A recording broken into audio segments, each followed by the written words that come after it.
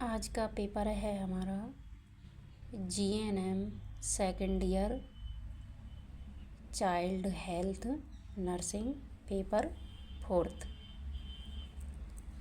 तो इस पेपर में 3 खंड हैं। पहले खंड में ऑब्जेक्टिव टाइप के प्रश्न हैं और खंड 2 में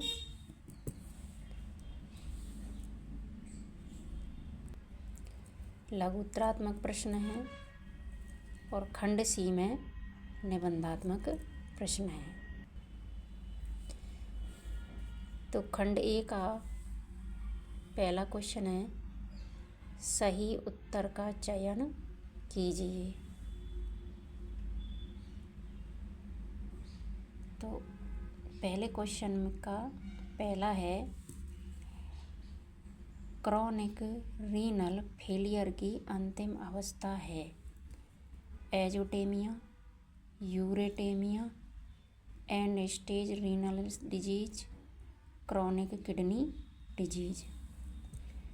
तो क्रॉनिक रीनल फेलियर की अंतिम अवस्था है एंड स्टेज रीनल डिजीज। तो इसका राइट आंसर होगा सी। तो एजोटेमिया है नाइट्रोजन उत्पादों का ब्लड में असामान्य रूप से अधिक मात्रा में होना, और यूरेटेमिया है ये मूत्र विकृति है, इसमें किडनी ब्लड से वेस्ट प्रोडक्ट को फिल्टर करने में असफल हो जाती है। और क्रॉनिक किडनी डिजीज ये लंबे समय से किडनी की डिजीज हो वो है। दूसरा है, नवजात बच्चे के गाल पर स्पर्श करने से होने वाली प्रतिक्रिया है। तो नवजात बच्चे के गाल पर स्पर्श करने से कौन सी प्रतिक्रिया होती है? Routing reflex. तो इसका राइट आंसर है बी। तो एक बार इनको देख लेते हैं। मोरो रिफ्लेक्स, ये कोई आवाज़ या हलचल से बच्चे चौंक जाते हैं, हाथ और पैरों को फैला लेते हैं, वो मोरो रिफ्लेक्स है। सकिंग रिफ्लेक्स, बेबी के लिप या माउथ में कोई चीज़ स्पर्श करने पर वो सकिंग करने के लिए स्टार्ट हो जाता है, ये सकिंग रिफ्लेक्स है, बच्चे में जन्मजाती होती है ये।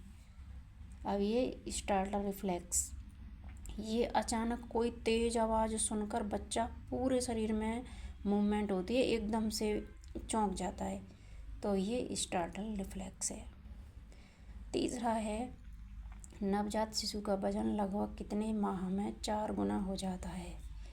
पहला है 5 माह, 1 साल, 18 माह, 2 साल।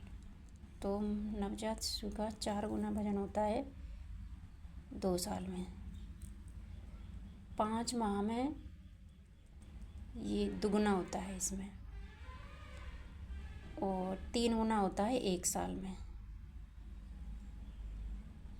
और 4 गुना 2 साल में। अब 18 महीने में उसी हिसाब से हो जाएगा, गुणा तो नहीं होता बट ऊपर नीचे हो जाता है। अब क्वेश्चन नंबर 2 है, रिक्त स्थानों की पूर्ति कीजिए। Rotavirus is the commonest causes of, the rotavirus का आम कारण है। तो रोटावायरस के आम कारण क्या है? दस्त, डायरिया होता है, दस्त रोग। रोटावायरस के कारण बच्चों में अधिकतर दस्त होते हैं। शिशु उम्र पर बिना सहारे बैठ सकता है। तो बच्चा 7 से 9 माह की उम्र पर बिना सहारे के बैठ सकता है। माँ का पहला दूध कहलाता है, जो डिलीवरी के बाद बच्चे को पिलाया जाता है, जो माँ का पहला दूध, उसे क्या बोलते हैं? Colostrum. Colostrum. Pulse polio programme में प्रारंभ हुआ।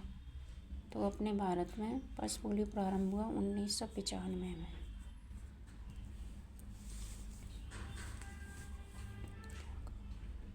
अगला क्वेश्चन है 3, ये ट्रू और फॉल्स वाले क्वेश्चन है। तो इसका पहला है, टोटल पेरेंटल न्यूट्रिशन मूंग के द्वारा दिया जाता है, तो ये गलत है। पेरेंटल तो इंजेक्शन को बोलते हैं, ये ओरली बता रहा है, तो ये गलत है। टेट्रालॉजी ऑफ फैलोट एक साइनोटिक जन्मजात हृदय रोग है, तो ये सही है। ये बच्चे में जन्मजात रोग है, टेट्रालॉजी ऑफ फैलोट। चांद जैसा चेहरा सूखा रोग का संकेत है, तो ये गलत है।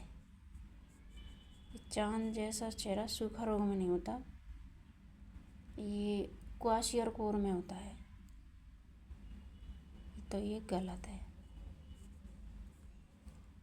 नेफ्रोटिक सिंड्रोम एक प्रजनन तंत्र से संबंधित बीमारी है, तो ये भी गलत है।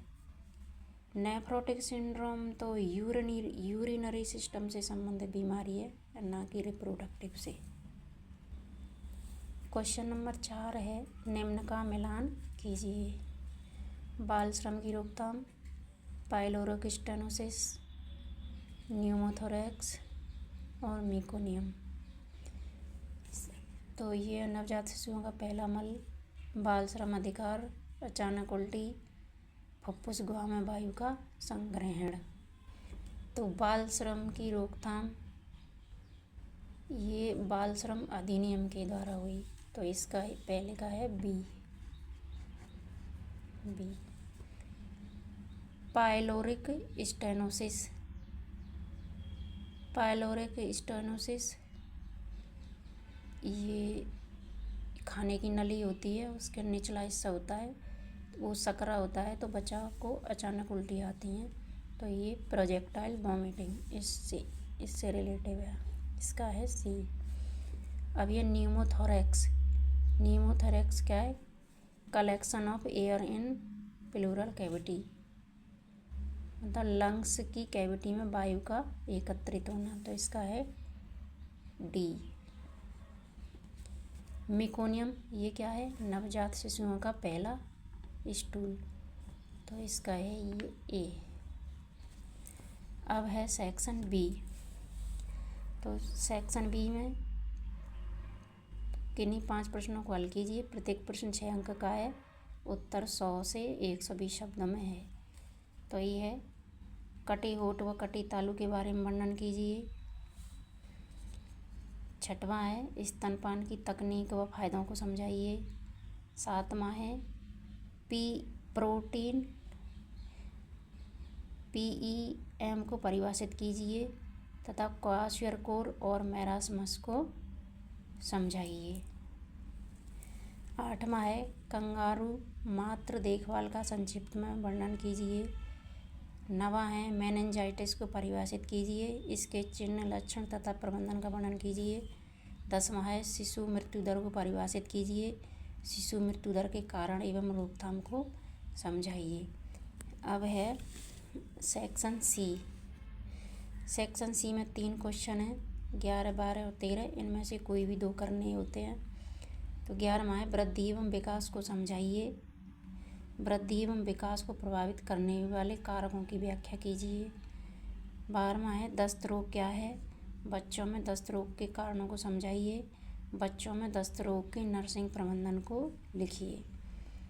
लास्ट क्वेश्चन है, निमोनिया को परिभाषित कीजिए तथा इसके कारण, चिन्हों एवं लक्षणों व निदान को समझाइए तथा शिशुओं में निमोनिया के नर्सिंग प्रबंधन को लिखिए।